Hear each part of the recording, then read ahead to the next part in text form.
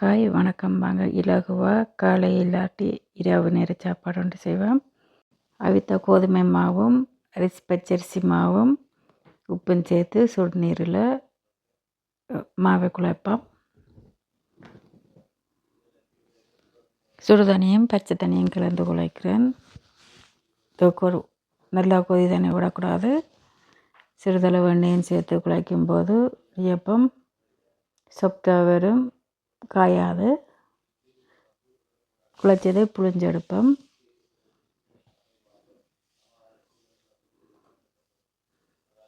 புளிஞ்சதை அடுப்பில் வச்சு அவிய விடுவோம். இடியப்பம் நீண்ட நேரம் அவியக்கூடாது. இடியப்பம் நீண்ட நேரம் அவிஞ்சா களி மாதிரி வந்துடும். குறிப்பிட்ட நேரத்துக்கு இறக்கிடணும். தட்டிலையும் நீண்ட நேரம் விடக்கூடாது. ஆறு மட்டும் விட்டிங்கன்னா ஒட்டிடும். இப்போ சட்டில் எண்ணெய் கொதிக்க வச்சு வெங்காயம் மிளகாய் பச்சை மிளகாய் தாளிப்போம். சோம்பு வெந்தயம் சேர்த்துக்கொள்ளுவோம். வெங்காயம் நன்றாக தாளி வரட்டும். வெங்காயம் பொரிந்துவதும் சிறிதளவு மஞ்சள் தூள் சேர்த்துக்கொள்ளுவோம். மஞ்சள் தூள் சொதுக்கி வாசத்தை தரும். தக்காளியை சேர்த்துக்கொள்ளுவோம். இப்பொழுது சொதுக்கி அளவான தண்ணீர் சேர்த்துக்கொள்ளுவோம்.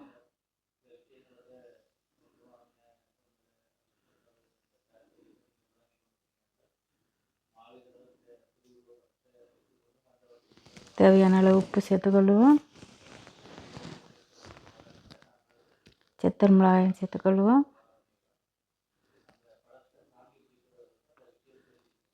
தண்ணி கொதிக்க விட்டு பால் சேர்த்துக்கொள்ளுவோம். கருவேப்பிலை சேர்த்துக்கொள்ளுவோம்.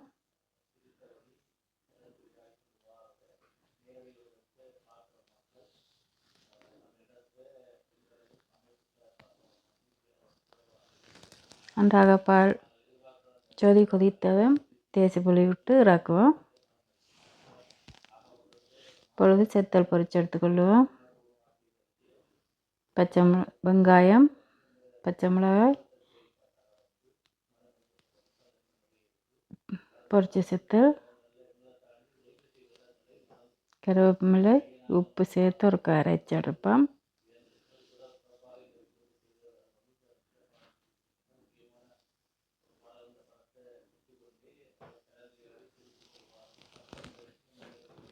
இப்பொழுது தேங்காய் சேர்த்துக்கொள்வோம்.